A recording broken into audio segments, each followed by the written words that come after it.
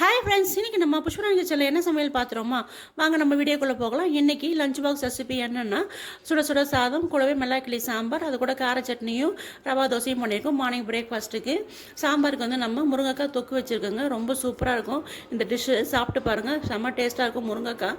இது வந்து சாம்பார், ரசம், அப்புறம் தயிர் சாதம், இது எல்லாத்துக்குமே இந்த முருங்கைக்காய் ரொம்ப நல்லாயிருக்கும். எப்படி செய்யலான்னா, ஒரு கடாயை வச்சு எண்ணெயை ஊற்றிட்டு அதில் கடுகு ஜீரகத்தை போட்டு தாளிச்சிட்டு, அது கூட வெங்காயம், தக்காளி, இஞ்சி பூண்டு பேஸ்ட்டு, கருவேப்பிலை, கொத்தமல்லி எல்லாத்தையும் போட்டு நல்லா வதக்குங்க.